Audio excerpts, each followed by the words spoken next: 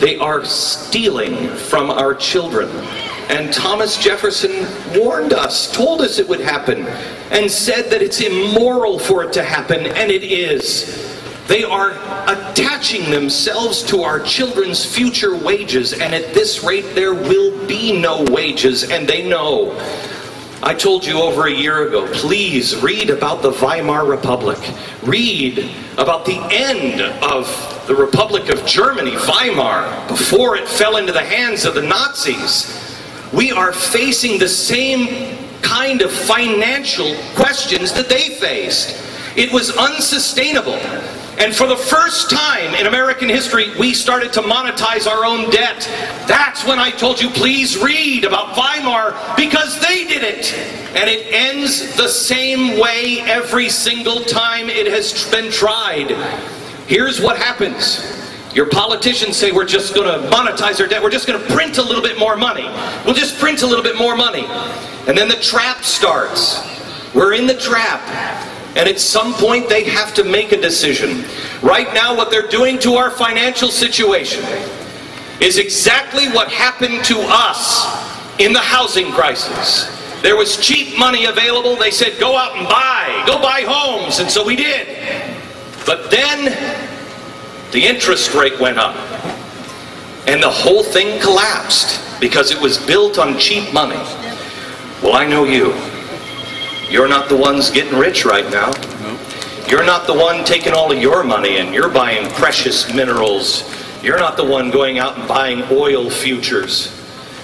But by the billions of dollars, people are taking 0% interest money from us. They're buying them all over the world. 0% interest dollars. And they're buying just like we bought these houses. At some point, if you want to save the dollar, you are going to have to raise interest rates. And when they do, it is the final bubble. I called 3 years ago, I said they are building a money bubble. It has now been named by Nouriel Roubini. He's one of the best and brightest financial experts. He's the guy who called it from the beginning. He just named it. It's not the money bubble. They're calling it now the asset bubble. It is a global catastrophe on the horizon. Now, what do you do with that information? What do you do with that information? Let me tell you, we're at a tipping point, and you need to wake your neighbors up right now. And if they won't wake up, move on. We're at a tipping point. You know it and I know it. This cannot last forever. The corruption is only getting worse. It's going to start snowballing. The loss of your voice. Can they listen to you less in Washington? No. If they listen to you less than they listen now, what power do you have left? I want you to... Look, I don't tell you these things. I don't tell you these things because I think they're popular. I'm a fan of Ronald Reagan.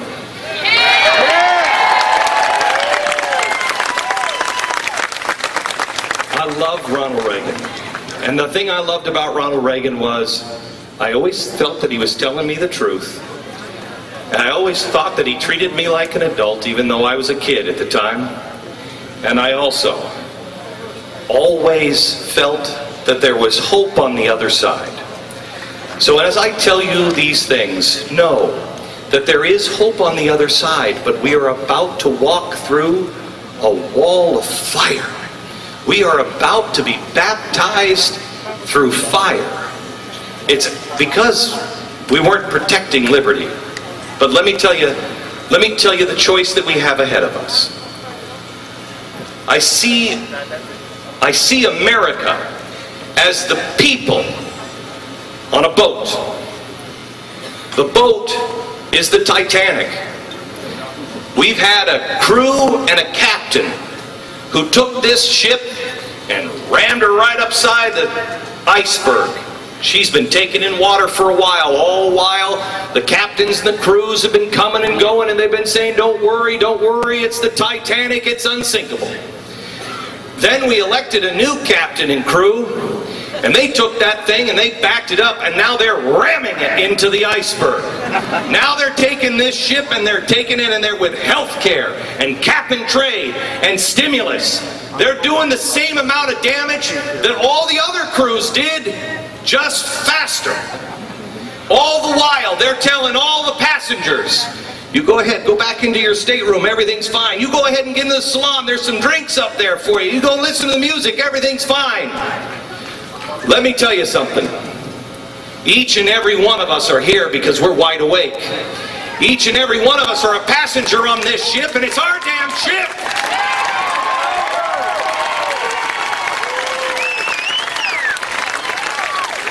We're passengers on this ship.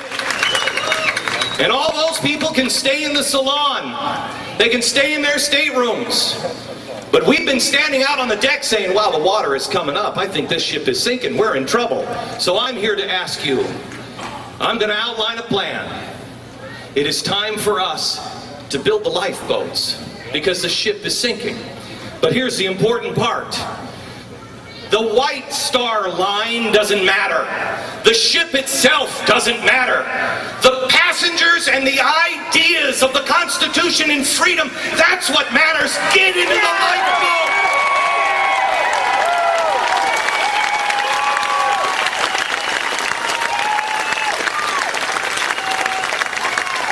We can rebuild the ship. We can rebuild another ship. America has never, ever had a problem conquering any problem. It doesn't matter. Oh, this is the biggest financial problem the world has ever seen. We're Americans.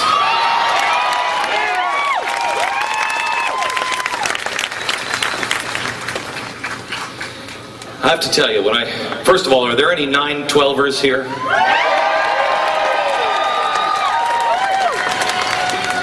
Oh, you angry, angry people. I started the 9/12 group because a guy called in and he said exactly what I felt, and I think what everybody else here felt 6-8 months ago. Holy cow, is it just me? And I said, don't you give up. Don't you give up. Don't you unplug. You're not alone. And so I asked you to reach out to your neighbors and connect. Make sure people know. There's no way. Well, the New York Times will say there were about 40 people here. There's no way that you leave here thinking, I'm alone. It's just me. You know. So the first step, as we stood there on the deck of that ship, was to gather all the passengers that knew there was a problem, bring them all together and say, okay, all right, we're here. Well, now we've been sitting here for a while saying, okay, we're here. And I, unfortunately, have been the guy who has been saying, no, I know there's a leader here someplace. I know he's going to show himself someplace. They haven't shown up. I ain't waiting anymore.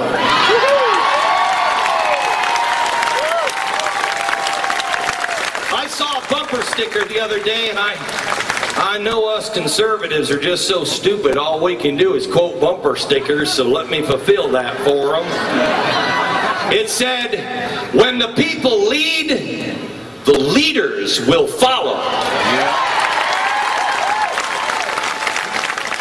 Back in August, I told you on the air that I was working on something.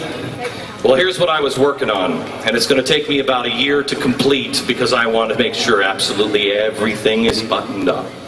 I have been assembling a team. I really am no different than you. I'm a guy who grew up in my dad's bakery. I'm a self-educated guy, and I am just trying. I find myself in an amazing situation. A new friend of mine said to me, he said, hey, why don't you and your wife come on over? We're just going to have Saturday night. We're just going to have a dinner with some friends. Why don't you come over?